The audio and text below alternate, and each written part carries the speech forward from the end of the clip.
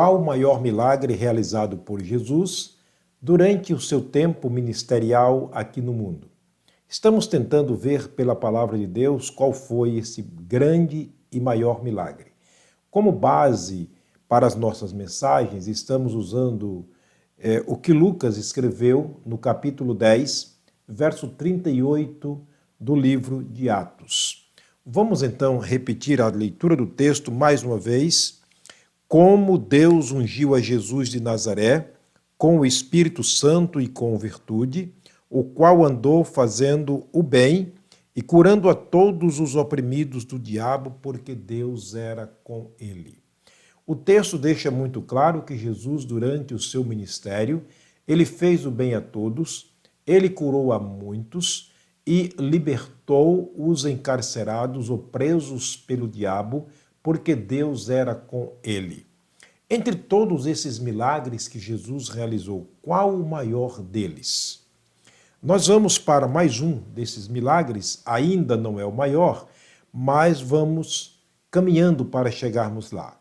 Mas quero chamar a atenção do querido amigo, do querido irmão, para algumas dessas façanhas milagrosas que Jesus realizou durante o seu ministério aqui na terra. Ele curou pessoas com febre, loucura, cegueira, surdez, mudez, lepra, paralisia, endemoninhados. Certa vez ele multiplicou 5 pães e 2 peixinhos para mais de 5.000 pessoas. E ele transformou a água em vinho. Ele providenciou 153 grandes peixes depois de um tempo de pescaria pelos profissionais pescadores, inclusive Pedro, sem nada apanhar. E quando ele entra em cena naquela pescaria, ele providencia tantos peixes como parte dos milagres que Jesus realizou. Ele ressuscitou Lázaro depois de 4 dias na sepultura. Ele ressuscitou o filho ou a filha de Jairo depois de morta. E por aí vai. São inúmeros os milagres que Jesus realizou, mas ainda entre todos estes não temos o maior de todos os milagres. Vamos ver hoje, na nossa mensagem, mais um dos milagres realizados por Jesus. Vamos lá então. Um daqueles milagres inusitados que nos traz uma grande lição, ou seja, grandes lições para as nossas vidas. Quem registrou foi o evangelista Lucas, no seu livro, que traz o seu próprio nome, Evangelho segundo Lucas, capítulo 7, Lucas capítulo 7, a história está registrada nos versos 11 a 17. Se você quiser ler na sua Bíblia, depois você pode ler e tirar as conclusões por sua própria conta. É interessante demais essa façanha milagrosa de Jesus, esse milagre que Jesus realizou na vida de uma pessoa que havia morrido. Mas é verdade que, como todos os milagres de Jesus, não beneficiava apenas o curado, mas também uma multidão, não foi diferente nesse caso. Ele impactou uma grande multidão com o milagre realizado, além de fazer bem a mãe da pessoa que recebera o milagre. É uma bênção para todos. Vejamos então, o versículo 11 do capítulo 7 de Lucas diz o seguinte: E aconteceu que no dia seguinte, ele foi à cidade chamada Naim, ou seja, a uma cidade chamada Naim, e com ele iam muitos dos seus discípulos e uma grande multidão. Jesus sempre que estava andando, trabalhando, servindo ao Pai, sempre com ele estava uma grande multidão. Não foi diferente dessa vez. Ele entra nessa cidade chamada Naim e com ele estavam muitos dos seus discípulos, mas também estava ali uma grande multidão. E quando chegou perto da porta da cidade, eis que levavam um defunto, filho único de uma mãe que era viúva, e com ela ia uma grande multidão da cidade. Pelo que se vê, nós temos aqui somando duas grandes multidões. Uma que vinha com Jesus, a outra que saía naquele cortejo fúnebre da cidade chamada Naim, juntamente com a mãe do falecido, em direção, com certeza, ao cemitério. E o grande milagre haveria de acontecer naquele momento. O verso 13 categoricamente afirma o seguinte: e vendo, quer dizer, Jesus vendo aquela multidão, ele, é o verso 13, o Senhor moveu-se de íntima compaixão por ela e disse-lhe: não chores mais. Jesus vendo a multidão, o que me chama a atenção é que ele vê o todo ao mesmo tempo, mas também ele, entre todas essas multidões que lhe acompanhavam, ele via uma pessoa. Como é fantástico o olhar de Jesus. A Bíblia diz com muita categoria, com muita clareza, que a multidão que andava com Jesus agora se junta à multidão que saía da cidade e agora se formava uma multidão maior em dobro. E entre todas essas multidões que estavam com Jesus, o que me chama muito a atenção é que ele visualiza uma pessoa. Ele não viu o defunto simplesmente. É claro que ele viu, mas isso não lhe chamou a atenção. Para Jesus não era o problema maior. Não. Ele sabia que existia uma necessidade maior entre aquela multidão. Ele viu a mãe do defunto. A mãe estava chorando. É óbvio que ela estaria chorando e deveria estar chorando. E Jesus aproxima-se dela, chegando para ela, disse: não chores mais. Que interessante, muitas vezes nós usamos essa expressão com as pessoas que estão chorando por alguém da família que morreu, e nós queremos como que trazer um consolo para a pessoa e ver o choro estancar, ela parar, sorrir, voltar a ser feliz no meio de tanta tristeza, mas nós não temos como, porque também nós estamos sujeitos aos mesmos momentos. O que Jesus poderia fazer naquele momento como Deus, o que ele poderia fazer como ungido de Deus, como disse Lucas escrevendo em Atos capítulo 10, verso 38, que Deus ungiu e ele andou por toda parte fazendo bem a todos, curando os enfermos e libertando os cativos de Satanás. O que Jesus poderia fazer naquele momento por aquela mulher, por aquele menino que estava morto? A Bíblia deixa muito claro que estava no cortejo fúnebre, indo para o cemitério. Jesus se aproxima daquela mulher, viu aquela mulher. Me chama muita atenção o detalhe, ele viu aquela mulher, ele sentiu o que a mulher estava sentindo e ele então se interessa por aquela mulher, ele quer consolá-la, ele quer trazer de novo alegria para ela, mas a única maneira de trazer alegria para aquela mulher seria o seu filho. Mas o seu filho estava morto. Ela não apenas perdera um filho, mas ela havia perdido o seu marido também. A Bíblia diz que ela era uma viúva. Ela estava numa situação terrível naquele momento.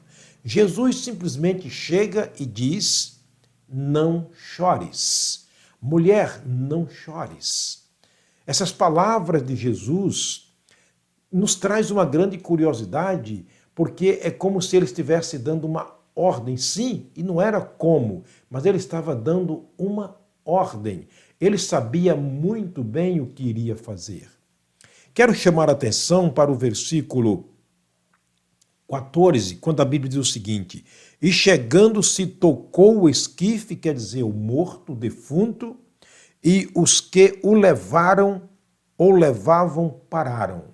Quando ele toca ao morto, todas aquelas multidões pararam, com certeza para ver o que iria acontecer.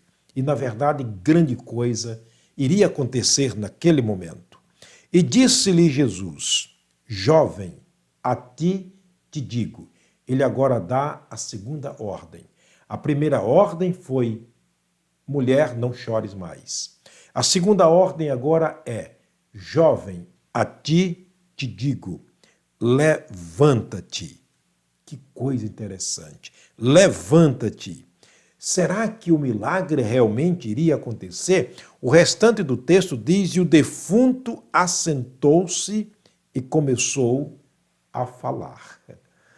Um milagre inusitado, um milagre fantástico, que só quem é ungido por Deus, como o caso de Jesus, para realizar tamanho milagre, poderia fazer naquele momento.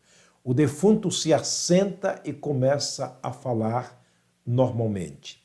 Imagine comigo aqui, ou imagine comigo o tamanho da alegria daquela mãe, em ver o seu filho voltando a falar de novo, a andar de novo e praticamente livre das amarras da morte, totalmente ressuscitado. O versículo 14, 15 diz que ele entregou o menino à sua mãe. Ele deu de volta o menino à sua mãe. Que alegria! Com certeza, naquele momento, se estampava no rosto daquela mãe, no rosto daquela multidão.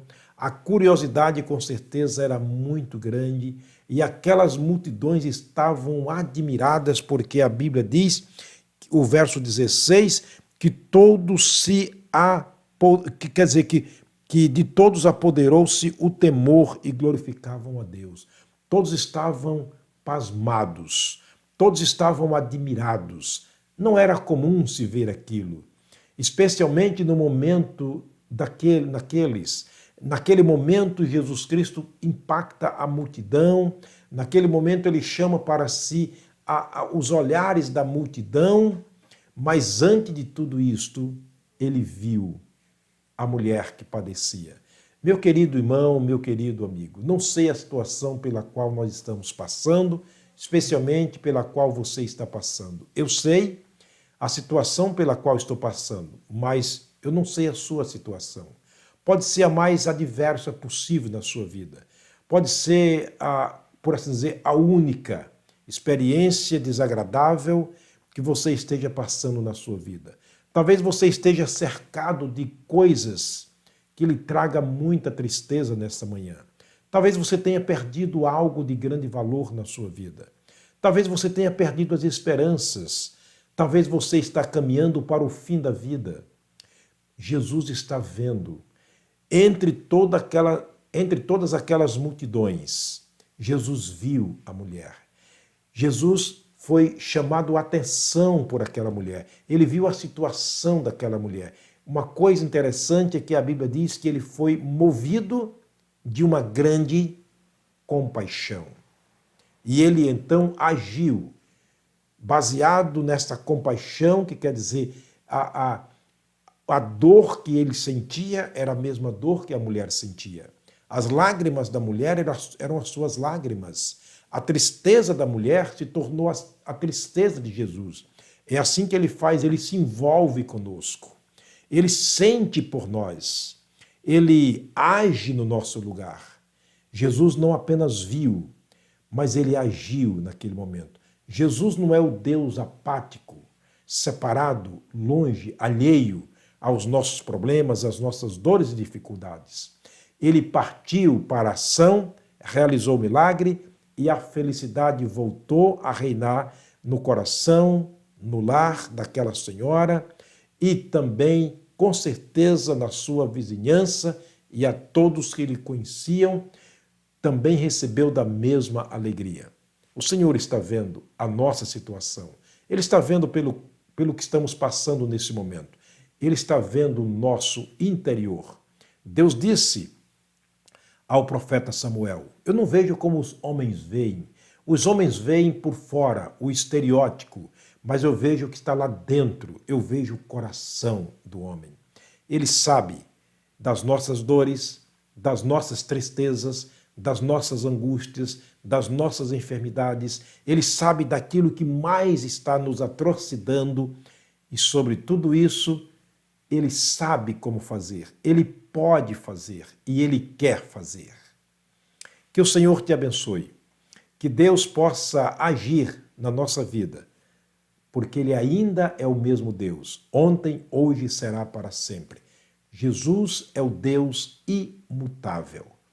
Eu quero terminar orando. Na próxima mensagem eu quero falar sobre esta comoção de Jesus, quando a Bíblia diz que ele foi tomado por uma profunda compaixão. O que tem a ver isso conosco? Veremos isso na próxima mensagem, se o Papai do Céu nos permitir. Vamos orar. Pai querido, Pai de amor, sei, Pai, que existe nesse momento pessoas passando por momentos atrocinantes na vida, por tribulações, por necessidades, por enfermidades, está passando, ó Deus, por desesperos, por grandes necessidades na vida, pessoas que, quem sabe, perderam o melhor bem da sua vida, como é o caso dessa senhora na cidade de Naim. Porém, Senhor, nós estamos diante do Deus que vê, do Deus que se move com íntima compaixão, do Deus que age, do Deus que realiza milagres que nós não podemos realizar.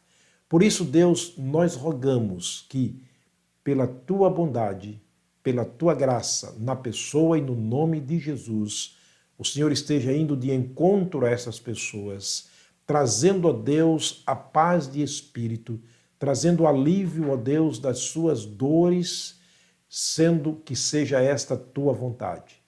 Nós oramos com gratidão no nosso coração, no nome do Senhor Jesus, o nosso amado Salvador. Amém. Muito obrigado por me assistir em mais uma mensagem. Espere-me e eu voltarei trazendo a que ponto esse episódio do milagre realizado por Jesus tem a ver conosco. Se Deus permitir, na próxima mensagem eu te aguardo. Forte abraço, até lá. O Senhor te abençoe.